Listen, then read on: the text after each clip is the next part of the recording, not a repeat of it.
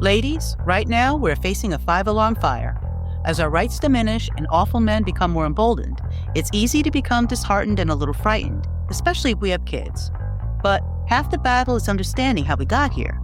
Listen for some perspective to help you decide how to prepare and even thrive. Hi, I'm the Urban Lady Prepper. I help single moms and solo women with practical emergency preparedness. But of course, all are welcome to be better prepared for whatever happens next. I'm old enough to remember the Little Rascals reruns. The boys had their little club in a treehouse called the He-Man Women Haters Club. No girls were allowed, likely because girls weren't paying attention to them. Remember that this show was filmed back in the late 1920s, early 30s. Fast forward to 2024. Not much has changed since Alfalfa pined over Darla and Spanky was begging on the Floridors, except today's men have microphones, cameras, and the internet. Their failures with women have led them to gross opinions that display how they would love nothing more than The Handmaid's Tale be a thing or to have their very own Stepford wife. Unfortunately, those dreams are coming closer to reality. There are two groups of men. The first group consists of men from wealthy families or those who, through education or specialized training, have well-paying careers. The second group is what I call middling man, a man who did not come from money, who is poorly educated, has no degree or specialized skill, and is stuck in a blue-collar or low to mid white-collar job with average pay. Maybe it was the same job his father had as part of the boomer generation, but it will not allow today's middling man to secure the same lifestyle. The boomers created a solid middle class due to union protections, good salaries, and lower living costs. This doesn't exist now. That lever-pulling job in a factory will not allow the average guy to raise a family without the wife having to work. If you're fortunate enough to have a wife, she's working. She may still make less, because women still tend to make less than men even if doing the same job. But you both have to work to achieve the same things our parents and grandparents did, and still find it nearly impossible to get ahead, especially if you have children. However, these days, women have advanced, earning more money and having more resources than ever. No longer constrained by most societal and financial roadblocks, we can now live the life we want without a man who expects his wife or partner to work full-time, do all the housework, cook, take care of the kids, and cater to him in all ways, on top of paying 50% of the house expenses for the displeasure. Needless to say, many women are realizing that deal sucks and increasingly want nothing to do with it. It's giving us something that the middling man wishes we didn't have, and that's choices. And these men are livid because fewer women are choosing them. We don't have to settle for them now. They don't like it, and they're letting the whole world know while at the same time poisoning young men, boys, and impressionable young women, hoping that the next generation will return to what life was like in the 1950s when men ruled everything, including their women. Aside from the fact that the 1950s in general gives me the ick, there's a problem with this pining for that 50s life where men work and women stay home with the kids, while he slept with other women and may have slapped her around without repercussion. When even if she ran the budget, she was on a short leash and there was no money for her unless it involved staying pretty for him. Not only is there no going back to that life, the average man, these middling men, can't afford it now. These men should be angry. They should be mad at the powers that be who made life as a middle-class person back then impossible to achieve now. But they kept voting for people who shit their barely enough to survive jobs to another country and continue to strip away the things that allowed them to provide for their families in the traditional sense. And what did they do just this past November? Voted in the most extreme version that will strip them to the bone, leaving them both penniless and powerless. But they're still so drunk on the idea that women will be thrown back to a time where they have to choose any man to survive, that they're willing to lose it all for a chance to have a woman as a piece of property. It doesn't matter that women have been instrumental in inventing or developing many of the essential things in our lives. It doesn't matter that many intelligent women could run things more efficiently, such as the woman we could have had as president. A woman who might find a cure for cancer, since we've been deeply involved in the advancement of medicine. Women can continue to bring so much to all of our lives, but these men are so disgusting and selfish, they don't care about any of that, as long as his stupid sandwich is made and his drawers are washed because, chances are, he doesn't wipe his butt after he poops. The protections that help keep a woman safe from an abusive husband? Gone. Gave her the means to escape a soul and health sucking marriage? Gone. Women will be forced to suffer in silence because those hard fought rights and resources are gone. Because they'll have to allow the newly emboldened patriarchal oligarchy and cherry pick snippets from the Bible to rule their lives. Because the only power a middling man will have will be over her. To them, they don't see the forced labor, both manual and childbirth, as fodder for the corporate machine, a new generation to exploit and drain. Instead, they see it as a way to leave a legacy or to spread his seed willy-nilly, leaving more the category of women they claim to despise the most, single mothers. But don't worry, they have a backup plan. And if you have daughters, you should be horrified.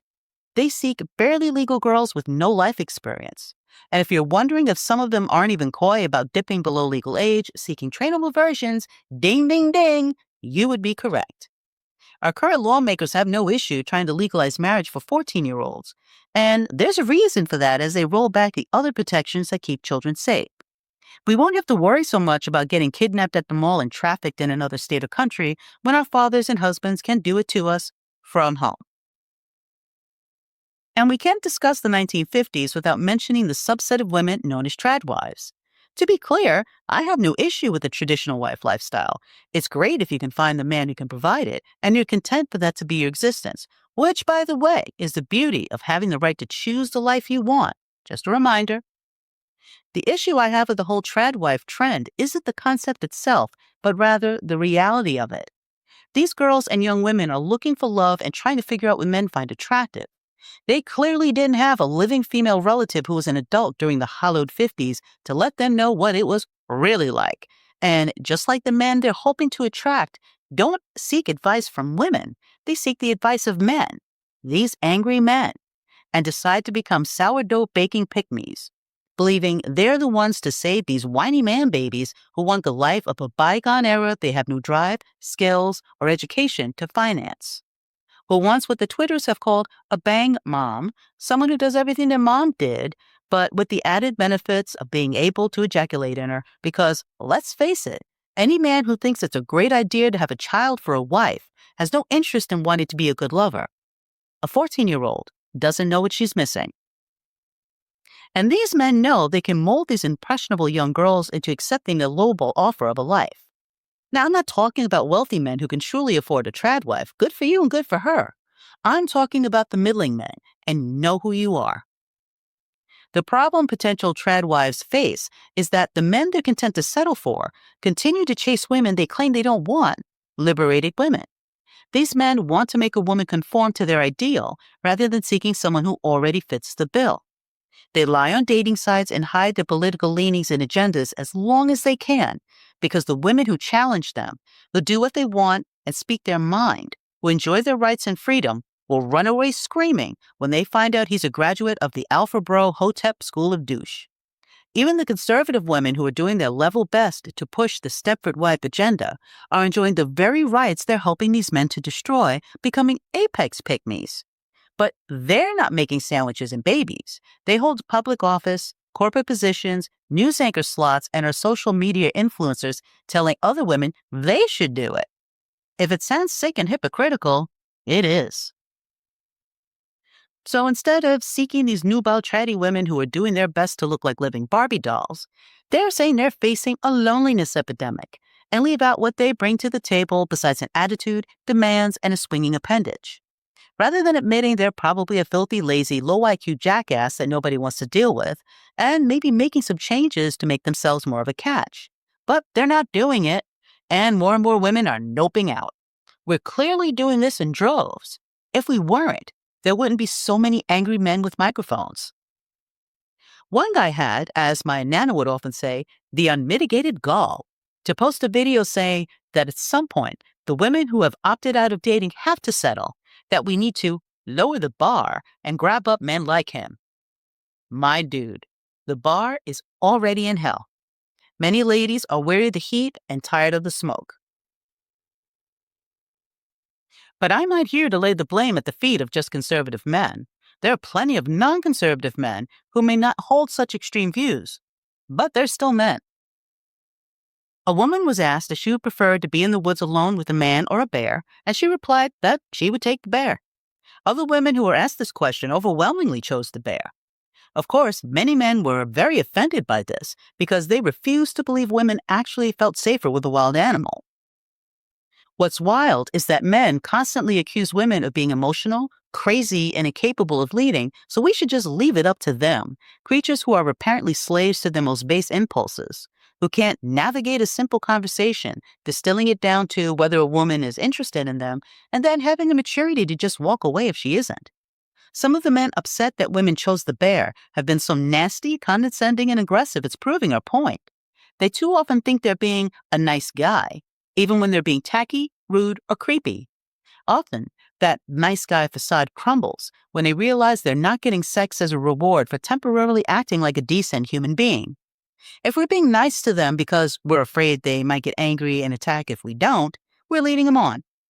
If we're assertive and let them know we're not interested in engaging at all, we're being a bitch and wonder if we're going to get attacked. Too many of us are attacked, regardless of our answer, sometimes not making it out alive. They fail to understand that unless we bum rush the bear or walk upon it unexpectedly, it'll leave us alone. A lone man with us in the woods probably won't. The bear won't feel the need to catcall, try to force an uncomfortable conversation, grab our butt, or randomly punch us in the face when we're walking by minding our business. A bear won't follow us home, spike our drinks, or get nasty or physically abusive if we don't provide the response they want. The bear won't stalk us.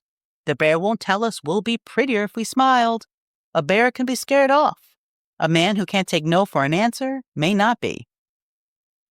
When we venture out of those woods, we leave the bear behind. But men have cell phones and can still find ways to make us cringe with their creepy comments and DMs, their rage texts, unsolicited D-pics, and threats. The chances of being injured by a bear are 1 in 2.1 million.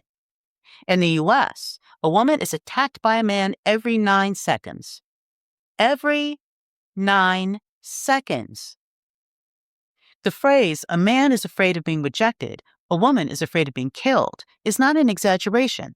In the presence of men, whether trying to get our attention or just taking up space because they can, they continually make it clear that they're unpredictable and dangerous.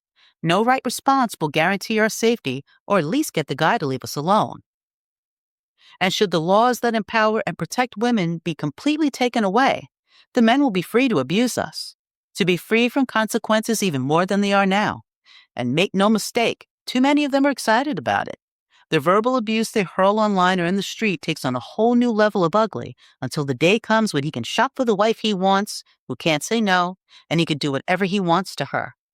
But until then, if using our best judgment we get with the man we later break up with because they ended up being horrible, we should have chosen better instead of the men choosing to be better. They never seem to want to do that. Based on the current climate, they won't ever have to. Ladies, if there was ever a time to pack a firearm, take a self-defense class, and shore up your security plans, it's right now. Even though it appears that the racist, the rapists, and the misogynists have won, it doesn't mean that we can't find a way to make the most of our lives while staying safe. Check out earlier episodes and my articles on my website, urbanladyprepper.com, for all kinds of personal safety information. Thanks for listening. Until next time, this is the Urban Lady Prepper signing off.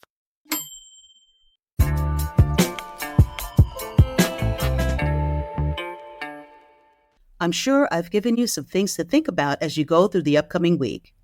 Has this episode resonated with you? Let me know in the comments. Don't forget to click the link in the podcast description to get your free Essential Prepper checklist. While there, get one of my cool designs on a shirt, hat, mug, and more at my Redbubble store. Or you can always buy me a coffee or get a Jace case for your emergency medical needs. It helps support what I do, and I really appreciate it. Join me on the socials, especially on YouTube, where I'll be uploading videos for my blogs from urbanladyprepper.com. I appreciate your time with me. Stay safe, stay sharp, and be ready.